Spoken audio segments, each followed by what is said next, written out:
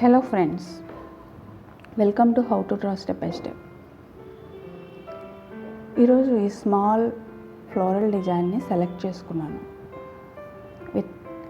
నేను black gel పెన్తో draw చేస్తున్నాను. మీకు కూడా ఇంట్రెస్ట్ ఉంటే ద సేమ్ డిజైన్ డ్రా చేయండి నాతో కలిసి, లేదు మీకు నచ్చిన డిజైన్ని తీసుకుని డ్రా చేయండి. ఈ డిజైన్ డ్రా చేయడానికి నాకు 12 minutes టైం పట్టింది. సో దీన్ని డ్రా చేస్తూ నేను అట్ ప్రజెంట్ బెట్టీ ఎడ్వర్డ్స్ రాసిన the new drawing on the right side of the brain అనే బుక్ చదువుతున్నాను. దాంట్లోంచి నేను తెలుసుకున్న జస్ట్ 2 pages అనుకుంటా చదివాను. దాంట్లో నేనేం తెలుసుకున్నాను అనేది మీకు షేర్ చేయాలనుకుంటున్నాను. బెట్టీ ఎడ్వర్డ్స్ తన స్టూడెంట్స్కి ఆర్ట్ టీచ్ చేస్తున్నప్పుడు స్టిల్ లైఫ్ని అరేంజ్ చేస్తారు. అరేంజ్ చేసి దాన్ని డ్రా చేయమన్నప్పుడు స్టూడెంట్స్ అందరూ కూడా డిఫికల్టీని ఫేస్ చేస్తూ ఉంటారు.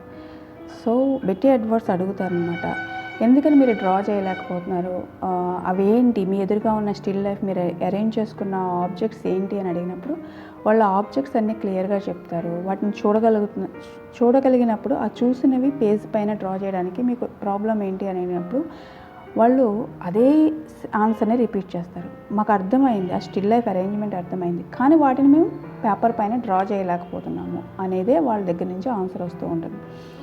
అయితే మిగిలిన అన్ని ఏరియాస్లోనూ ఎంతో బాగా వర్క్ చేసి ఇంతకన్నా డిఫికల్ట్ ప్రాబ్లమ్స్ని సాల్వ్ చేస్తున్న ఆ స్టూడెంట్స్ ఎందుకని వాళ్ళు ఎదురుగా పెట్టినటువంటి స్టిల్ లైఫ్ ఆ ఆబ్జెక్ట్స్ని పేపర్ పైన డ్రా చేయలేకపోతున్నారు అనేది బెట్టీ ఎడ్వర్డ్స్కి అర్థం కాదు. సో తను 2 or 3 days వాళ్ళని అలా క్వశ్చన్ చేస్తూనే ఉంటుంది. వాళ్ళ దగ్గర నుంచి రిపీటెడ్గా అదే సమాధానం వస్తుంది. వాళ్ళు చెప్పే విధానం మారుతుంది కానీ ఇంచుమించుగా అదే సమాధానం వస్తుంది. దెన్ ఒకరోజు ఏం చేస్తారంటే రైటరు పికాసో డ్రా చేసిన ఒక పిక్చర్ని ఇచ్చి దాన్ని అప్సైడ్ డౌన్ చేసుకుని డ్రా చేయమని చెప్తారు.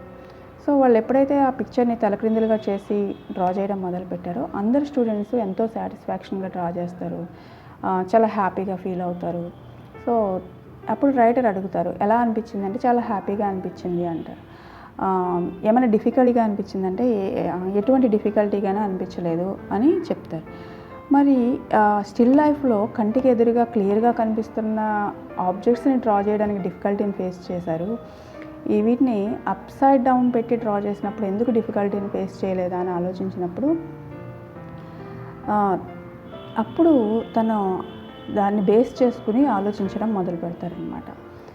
ఇక్కడ పాయింట్ ఏంటంటే మనం లెఫ్ట్ సైడ్ బ్రెయిన్ అనేది అనలిటికల్ లాజికల్ థింకింగ్కి సంబంధించింది, రైట్ సైడ్ బ్రెయిన్ క్రియేటివ్ థింకింగ్కి సంబంధించింది. సో మనం డ్రా చేసినప్పుడు మనం కూడా చాలా సందర్భాల్లో ఒక పిక్చర్ని డ్రా చేసి మధ్యలోనే ఎందుకు స్టాప్ చేస్తాము అంటే దాన్ని చూసినట్టుగా పేపర్ మీద డ్రా చేయకుండా మధ్యలో మన లెఫ్ట్ బ్రెయిన్ ఎంటర్ అవుతూ ఉంటుంది. ఎంటర్ అయ్యి ఆ లైన్ ఇలా కాదు, ఈ లైన్ ఇలా కాదు, సరిగ్గా రాలేదు, ఇలా మనల్ని డిస్టర్బ్ చేస్తూ ఉంటుంది. కాసేపటికి స్టాప్ చేసేస్తూ ఉంటాం.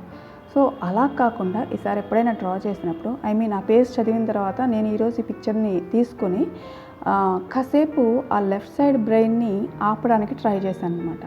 సో ఇది డ్రా చేస్తున్నప్పుడు సజెషన్స్ ఇస్తూనే ఉంది. ఇక్కడ చూడండి, కొన్ని పెటల్స్ లాంగ్ రాలా పిక్చర్లో ఉన్నట్టుగా షార్ట్ వచ్చాయి, కొన్ని చోట్ల అనుకున్నట్టుగా కర్వ్ తిరగలేదు, కొన్ని చోట్ల స్ట్రైట్ వచ్చింది. ఇప్పుడు నేను డ్రా చేస్తున్న పెటల్ యాక్చువల్గా కొంచెం కర్వ్ తిరిగి రావాలి. సో అవన్నీ సజెషన్స్ ఇస్తూనే ఉంది నా లెఫ్ట్ బ్రెయిన్. బట్ నేనేంటంటే ఇంటెన్షనల్గా ఏది చూశానో అదే డ్రా చేయాలి, ఎటువంటి జడ్జ్మెంట్స్ కానీ లెఫ్ట్ సైడ్ బ్రెయిన్ ఇచ్చే సజెషన్స్ కానీ అలా వినకుండా నెగ్లెక్ట్ చేస్తూ ఏది చూస్తున్నానో అది line by line, curve by curve, step by step, petal by petal draw చేయడం స్టార్ట్ చేశాను.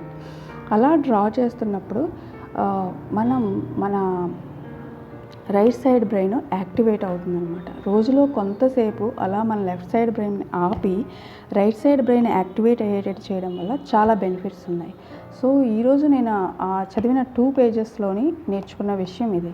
సో దాన్ని బేస్ చేసుకొని ఆ పిక్చర్ని చూసి ఇందులో డ్రా చేశాను. సో మీకు కూడా వీలైతే ఆ బుక్ చదవండి, చాలా బాగుంది. స్టార్ట్ చేశాను నేను ఇప్పుడే 2 pages అయినాయి, చాలా ఎక్సర్సైజెస్ కూడా ఉన్నట్టు అనిపించింది. So it is very useful book. మీకు మీరు వీలైతే చదవండి, చదివి దాంట్లో మీరు నేర్చుకున్న విషయాల్ని కామెంట్ సెక్షన్లో షేర్ చేయండి. Thank you very much. Thanks for watching.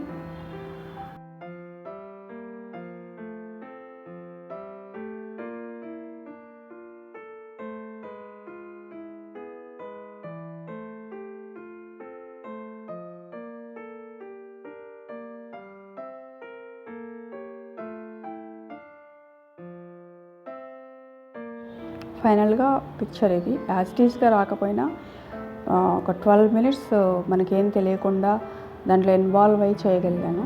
So మీరు బెట్టీ ఎడ్వర్డ్స్ బుక్ చదివారా? అయితే మీకు తెలిసిన విషయాలను కామెంట్ సెక్షన్లో తెలియపరచండి. If you like this video, please like, share, subscribe to our channel how to draw step by step. Thank you for watching. Bye bye.